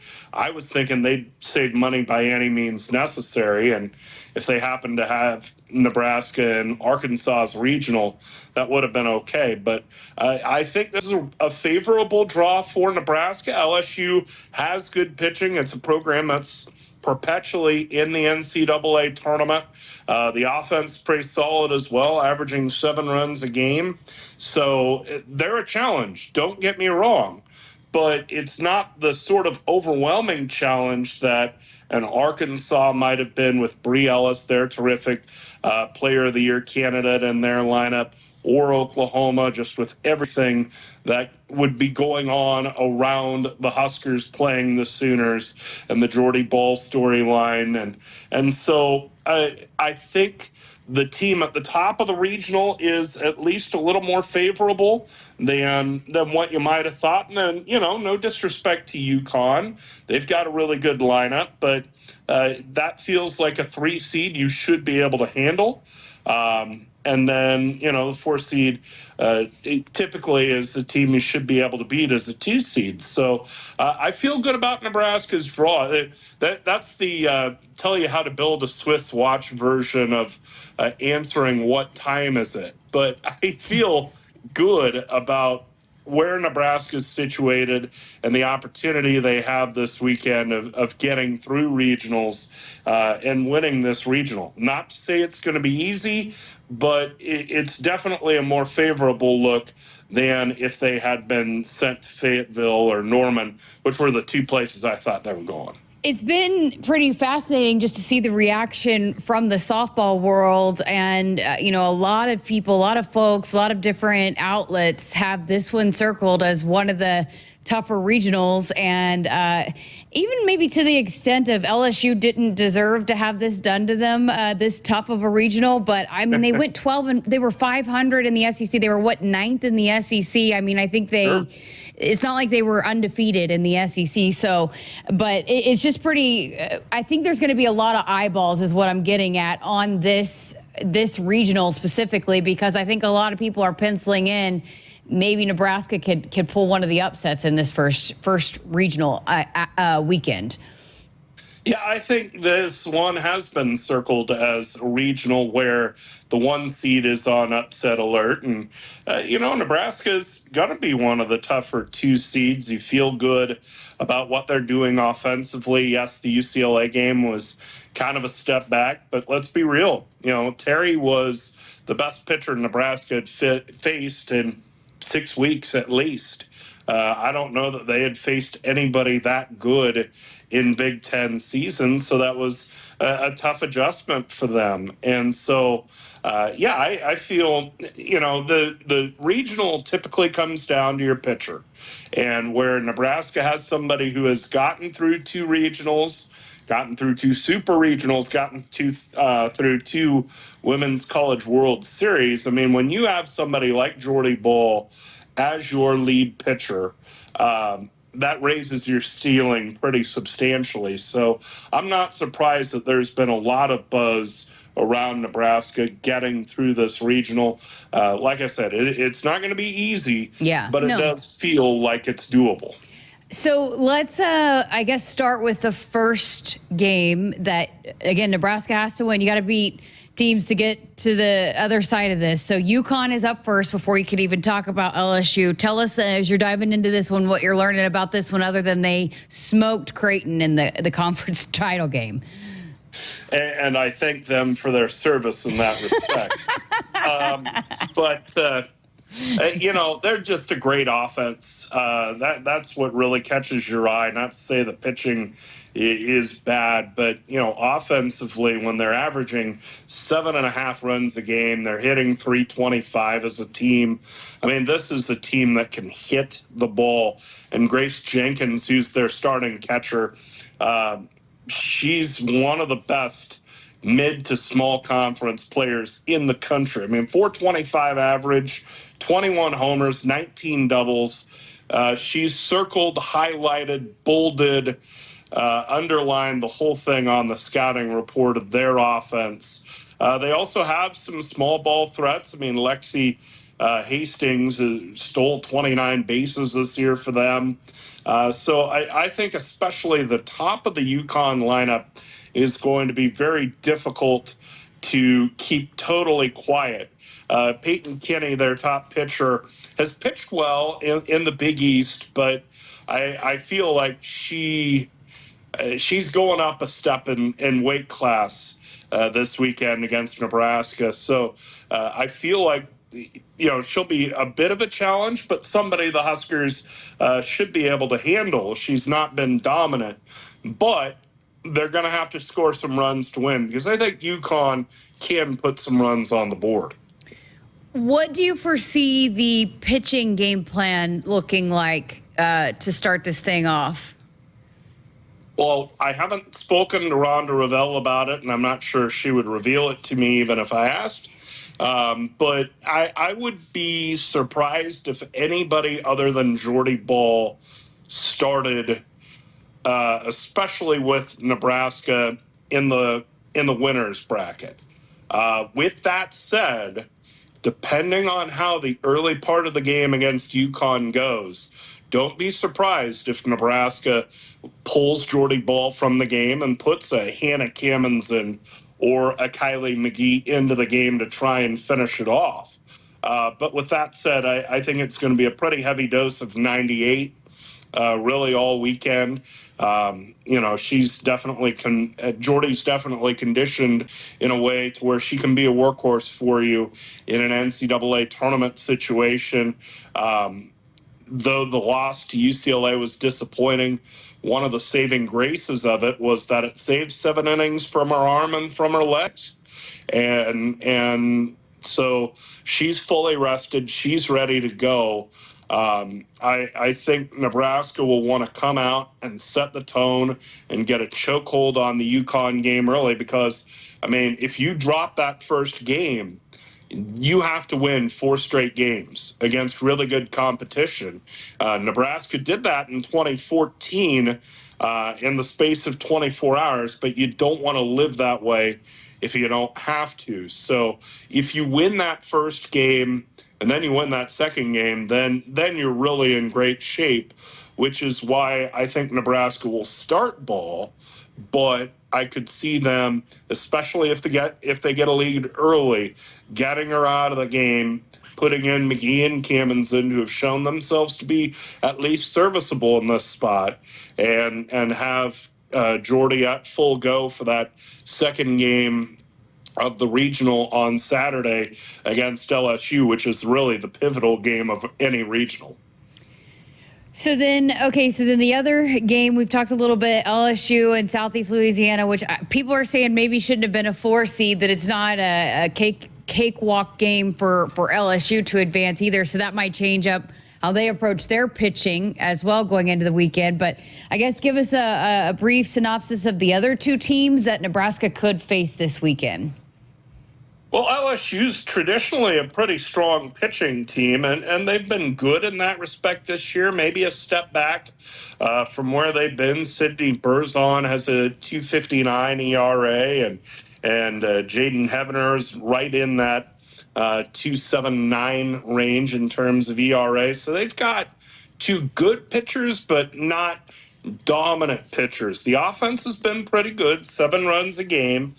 Torrey Edwards, as a freshman, is kind of driving the bus as far as the Tiger offense is concerned.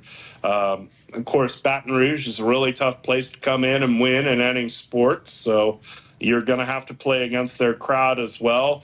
And LSU's 30-4 at home this year, so they have 1 million home games. They've got a ton of confidence here, and that's something you're going to have to play against when you face LSU here. Southeastern Louisiana, they've got a terrific pitcher, Macy LaRue, 2.10 ERA, the Southland newcomer of the year. They've got a really good pitching staff, and if they can get some early success, maybe get an early run or two, they can really put pressure on you and get you wondering, oh, geez, is this directional school from the Southland Conference going to knock us out? That would be the biggest challenge they present. I would imagine they don't have the depth to go through the elimination bracket, but if they pull the upset early, they can start to dream a little bit. But of course, that pitcher hasn't faced the sort of lineup she's going to face this weekend. So, it's really an interesting regional. I feel like there's good balance, offense and defense. Feel like there's some elite pitching, some pretty good pitching, but not so much to where every game's going to be 1-0. So there's going to be some scoring, and I think it's going to be a pretty exciting weekend. All right, well, it all gets started for the Huskers, 2 o'clock Central Time. So you'll be on the air, 1:45 here in Nebraska, yes, and on the network for us again, for our local radio affiliates, picking you up down there as regional action begins. You ready? Ready for this? I'm excited. I'm not quite ready. I got a little more prep to do. That'll happen tonight, but certainly excited to see what this Husker team can do at regionals, because I think, in case you haven't noticed, I think they can make a run. But, LSU's a challenge. They always are. So it's going to be very entertaining this weekend to see how Nebraska stacks up and if the best version of the Huskers show up for this weekend. Because if they do, they've got a shot to make noise. Awesome. Great stuff. Have a great call. Can't wait to hear you on the airwaves coming up 1:45 on Friday, leading up to a 2 o'clock first pitch between Nebraska and UConn in that Baton Rouge regional in the NCAA tournament. Nate Roer, thank you for being here with us. Hey, thanks for having me. All right, we got to step aside for a break. More to come of Sports Nightly coming up right after this. You expect your home to protect everything you love, but you don't expect the ways water is breaking down your basement and damaging your home. Mold, cracks, and of course visible water are just a few signs your basement is compromised. But there's one way to get answers to all your concerns. A free home inspection from Groundworks. We put water back in its place. Get your free inspection at groundworks.com. License number C142293. Hit us up on the text line. Text 402-413-2400 with your Husker thoughts. Noddle Companies proudly supports the Huskers Radio Network. As a full-service leader in commercial real estate, we create thriving communities. Discover what's new in the Builders District in North Downtown, Noddle Hospitality's latest venture in Exarban Village, and the contemporary living of row house townhomes on Leavenworth. We're welcoming world-class concepts from men's fashion and great eats to gorgeous homes and green spaces, all professionally managed by Noddle Services. These are the Noddle Companies, building a better Nebraska. For more information, check us out on Facebook and Instagram. In the game of life, we all step up to the plate. Sometimes it feels like we're facing a curveball with no clear path. Call, text, or chat 988 for the Suicide and Crisis Lifeline. It's free, confidential, and staffed with trained counselors ready to listen and provide support. Don't wait for the ninth inning. Reach out, speak up, and let's strike out life's challenges together. Because we're more than players, we're a resilient community. Remember, in times of need, call a timeout. Call, text, or chat 988. It's okay to ask for help. We're here for you. Every swing, every slide. Play ball. Presented by Nebraska DHHS. It's employee pricing with the Ford crew.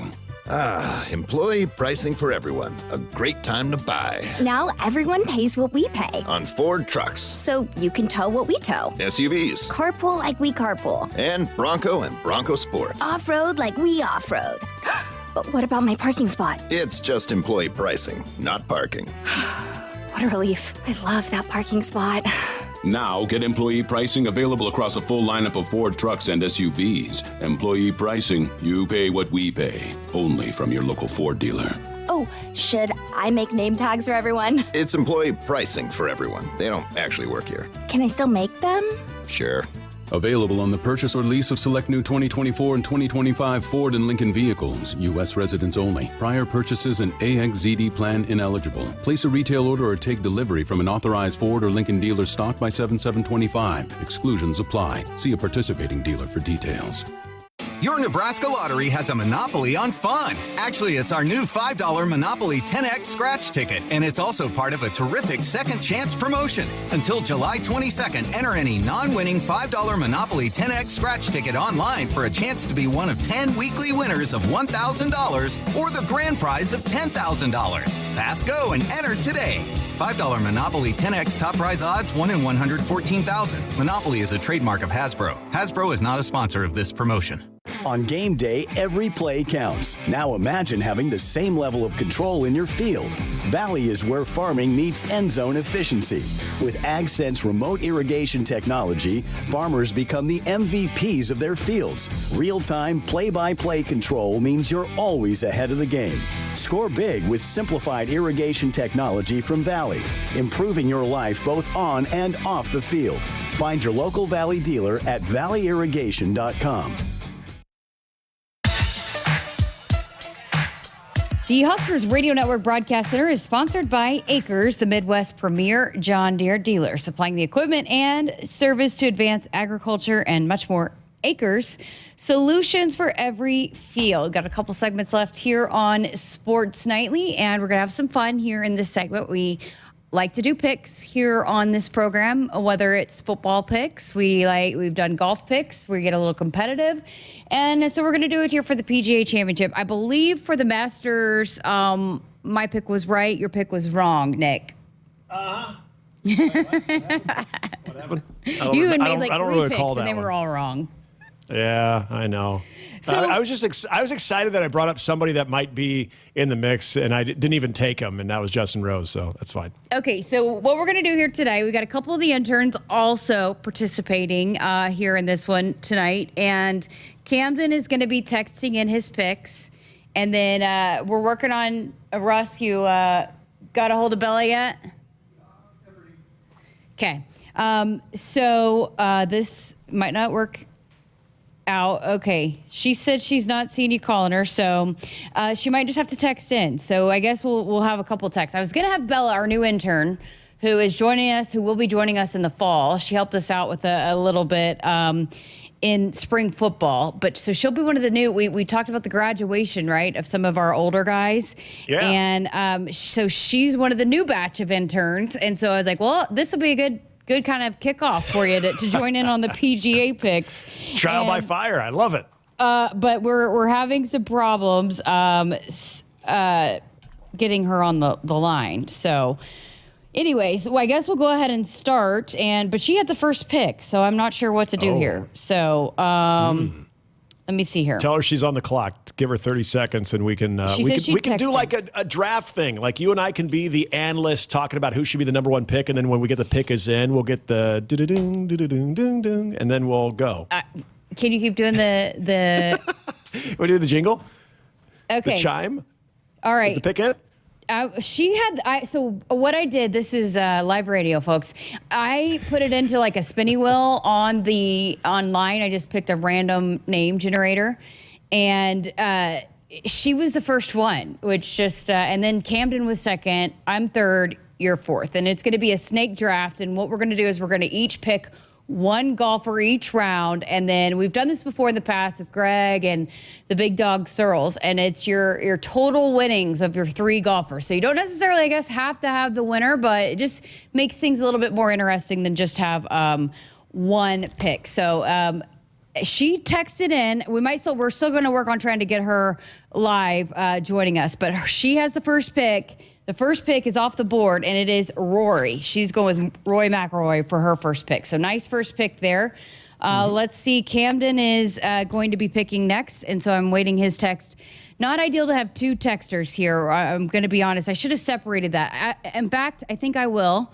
Nope. He's going with Bryson. How about that, Bryson? DeChambeau. Boo! I thought that was going to be. I thought he was going to fall to me. So Rory, Bryson off. So I got to do it. I got to go Scotty. Yeah, you should. He's a favorite to win it. So I'm going to go with Scotty. All right, I like that. I'm going to go with, because this is where the snake draft helps me out, I'm going to go with Xander Schauffele for my first pick. Nice. All right. And then for the second pick, I'm going to go with Justin Thomas, because the guy won at that course, and the guy's got not one, but two PGA championships as well, and he's playing pretty good right now. All right, so Justin, okay.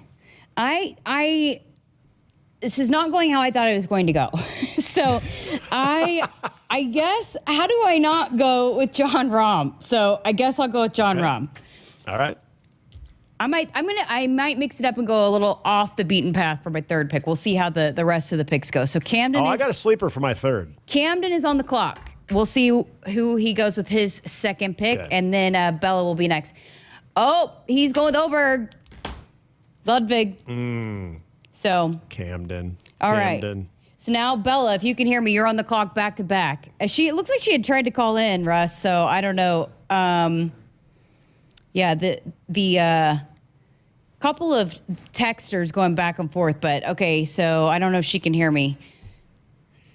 This was not working out how I thought it was going to work. This is my favorite live radio moment. Right? I thought we were going to have 4 people picking only one texter, but now we're ended up having 2 texters because we're having issues with the phone lines. So I don't know. Okay, so let's see. So if she were supposed to pick 2 here, and then Camden's listening live. Let's see. Oh, she's calling Russ. All right. All right, let's see. We're gonna get the pick live on the Here air. we go.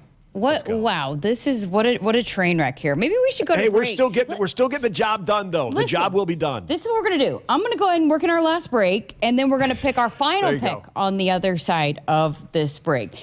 And we're hoping to get Bella on our Sports Nightly hotline, which is brought to you by Woodhouse. Woodhouse has been a trusted partner in your everyday since 1975. Shop for your next vehicle with the home team at Woodhouse and the official auto dealer of Nebraska Athletics. We're back with more picks and to wrap up the show next. In the game of life, we all step up to the plate. Sometimes it feels like we're facing a curveball with no clear path. Call, text, or chat 988 for the Suicide and Crisis Lifeline. It's free, confidential, and staffed with trained counselors ready to listen and provide support. Don't wait for the 9th inning. Reach out, speak up, and let's strike out life's challenges together. Because we're more than players, we're a resilient community. Remember, in times of need, call a timeout. Call, text, or chat 988. It's okay to ask for help. We're here for you. Every swing, every slide. Play ball. Presented by Nebraska DHHS. Hit us up on the text line. Text 402-413-2400 with your Husker thoughts. When you're in the stands and have the ability to control your irrigation in the field, it's a game-changing moment. Valley is where farming meets end zone efficiency. With AgSense remote irrigation technology, farmers become the MVPs of their fields. Experience real-time, play-by-play action and control that keeps you ahead. Score big with irrigation technology from Valley. It's technology that improves your life and lets you be at the game and in the game. Find your local Valley dealer at valleyirrigation.com. If there's one thing Nebraska's known for, it's our beef. And Nebraska soybeans feed a lot of them, and even more pigs and chickens. I'm Jason Pinky, a farmer near Craig, Nebraska. Soybeans are vital for feeding our livestock, and they're also a powerhouse protein source for people worldwide. Our world needs protein, and Nebraska soybeans are making a difference. From tailgate grills to global plates, farmers deliver affordable, nutritious protein to build muscle and energy for everyone. Nebraska soybeans, feeding, fueling, and innovating for the future. Hey, Huskers, stop by your local Hy-Vee where they've lowered prices on thousands of the items you use every day. Hy-Vee dedicated to making your life easier, healthier, and happier. If you're just tuning in, you missed a train wreck of us trying to do the PGA pick'ems going into the PGA Championship this weekend. We having a little bit of issues with the phones. So we're going to have our new intern, Bella, call in. She had moved out of the dorms today, but couldn't get her live on here. So she's texting me her picks. I think we've got it figured out. And she has picked, so the snake draft, so she goes back to back, Colin Morikawa and Joaquin Niemann. So now we'll wait on Camden is next with his final pick. So he was like, hopefully I haven't missed anybody. So we will see if Nate. On the meantime, Art in Los Angeles texted in and said, we call Nate the Great. Nate Roer, that's a nice nickname. You call Nate the Great, Nick? Nate Roer? I just call him the Nate because he's the type of presence that just is the Nate. You know, the booming voice, everything. It's just the Nate. Oh, you're going to love this pick by Camden. Oh, did he get my guy? Keegan Bradley. Oh. Captain, maybe. Ryder Cup captain. Yes, Ryder Cup captain. That's correct. Maybe. That's a decent pick. I like that pick. Man, this makes things... I don't know. I got some choices here. I got my heart. I got my head. I got some... somewhere in between. You know what? Brooks Koepka. Give it to me. Brooksy. Okay. Okay. Okay, so I'm sitting on 3 that I want to go with here. I can't go to Patrick Reed's going to do well, and it goes against everything in my fiber. Just like I can't take Bryson DeChambeau for the same reason. I just don't like them. So I'm not going Patrick Reed either. It's down to Sepp Straka or Corey Connors. I'm going to go with Sepp. I'm going to Sepp Straka. I like it. Yep, give me Sepp Straka. Corey Connors. He's gonna be he will finish as the highest Canadian though. He will finish as the highest Canadian in the PGA Championship. Side bet right there. So I was also, I read some articles too, and one of the favorite sleeper picks from some of the golf analysts is Max Homa, because even though he has not played as well this year, he plays really well at Quail Hollow.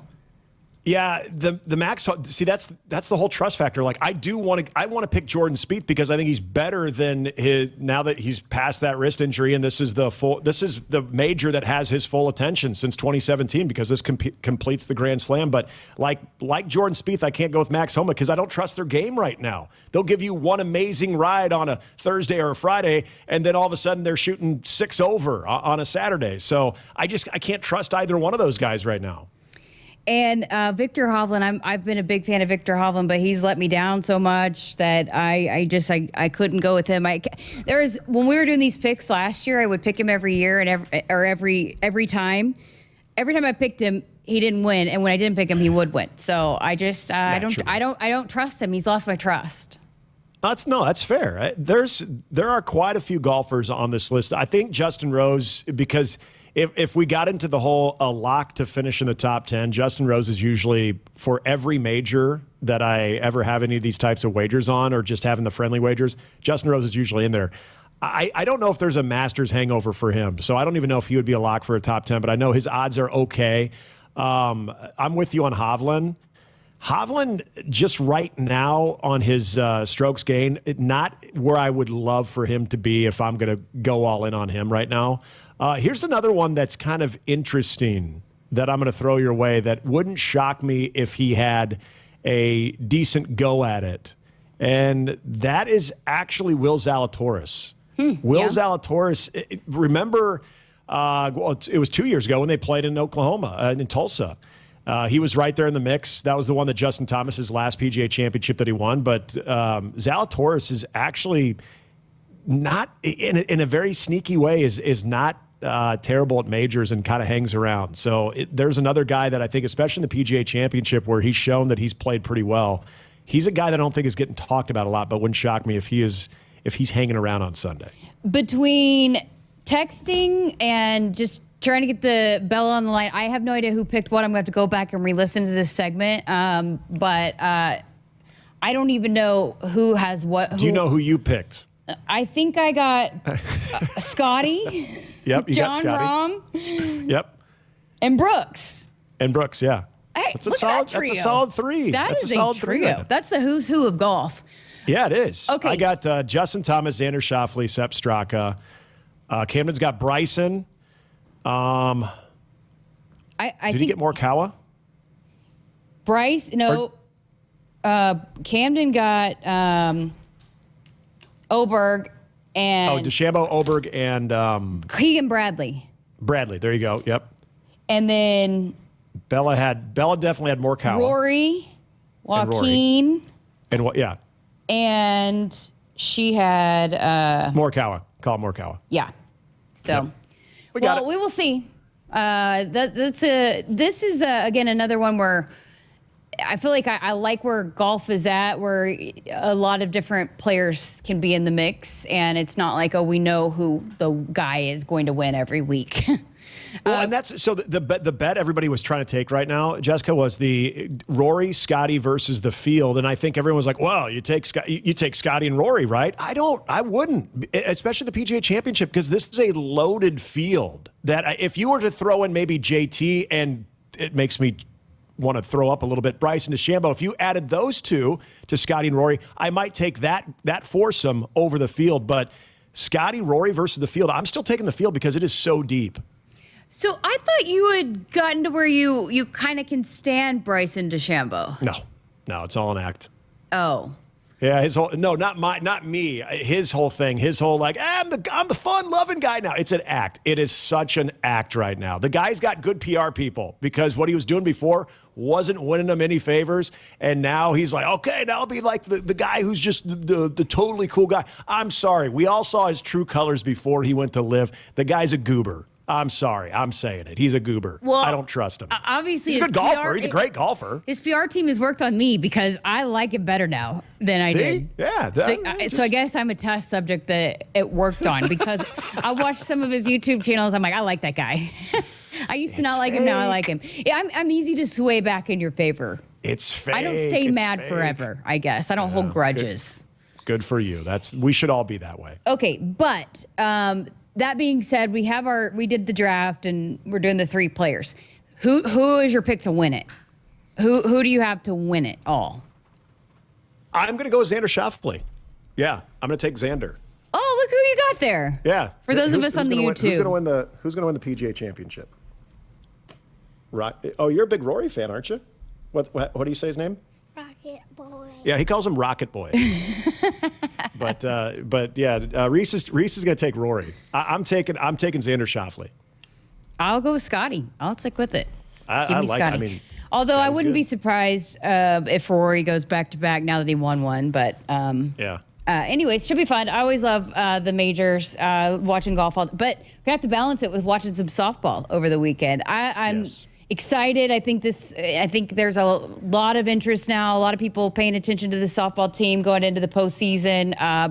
They got a good shot. And so, again, not tomorrow. It's Friday, but this is our last. We're about to sign off because baseball will be on the air tomorrow. But I'm excited to see what this team can do. They got a good shot to advance and advance to the Supers. Yeah, no doubt. I'm pumped, and I would love to see if they can get in that situation as we talked about trying to host. But big weekend for them, and obviously for baseball too. Try to strengthen your I shouldn't say your seed because you got to get in first, but strengthen your case for the Big Ten tournament. All right. Well, thanks for sticking with us. We will, I guess, declare the winner of our PJ Draft Pick'em coming up on Monday. We'll know where the baseball team is going into the Big Ten tournament. Hopefully they're for sure in, but what that week looks like for them, we'll be able to recap hopefully a winning weekend for Nebraska softball. But that's going to do it for us. It's been a fun week. We've had a lot of great guests here on this week. We'll be back for a full 2 hours on Monday, and we have got baseball coming up on the air for you tomorrow, 4:30 pregame. And again, pregame for Nate Roer and the regional action for Huskers softball coming up 1:45 on Friday with a 2 o'clock first pitch. Thanks for listening. Have a great weekend, Husker Nation. Hit us up on the text line. Text 402-413-2400 with your Husker thoughts.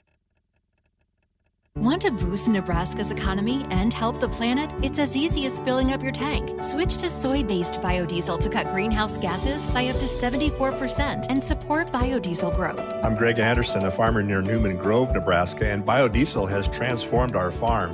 It cuts emissions, raises the cetane number, and improves fuel lubricity. So ask for biodiesel where you fill up. It benefits our air, economy, and Nebraska soybean farmers. Nebraska soybeans, feeding, fueling, and innovating for the future. Your Nebraska Lottery has a monopoly on fun. Actually, it's our new $5 Monopoly 10X scratch ticket, and it's also part of a terrific second chance promotion. Until July 22nd, enter any non-winning $5 Monopoly 10X scratch ticket online for a chance to be one of 10 weekly winners of $1,000 or the grand prize of $10,000. Pass go and enter today. $5 Monopoly 10X top prize odds 1 in 114,000. Monopoly is a trademark of Hasbro. Hasbro is not a sponsor of this promotion. Sophistication meets performance in your new vehicle from Woodhouse Cadillac. Explore special financing and exclusive offers happening now. Receive $4,906 in savings plus 4.4% APR for 36 months on the 2024 Cadillac XT4 Sport. Visit us in-store or online at WoodhouseCadillac.com. With approved credit, tax, title, license, extra, plus finance with GM Financial, $299 doc fee due at signing. Courtesy transportation vehicle, 3,237 miles. Offer expires 5/31/2025. See dealer for details. You expect your home to protect everything you love, but you don't expect that water is the reason parts of your concrete have gotten so uneven. Walkway tripping hazards, sinking pool deck, cracked driveways are dangerous threats to everyone's safety. But there's one way to learn how your concrete can be lifted. A free home inspection from Groundworks. We put water back in its place.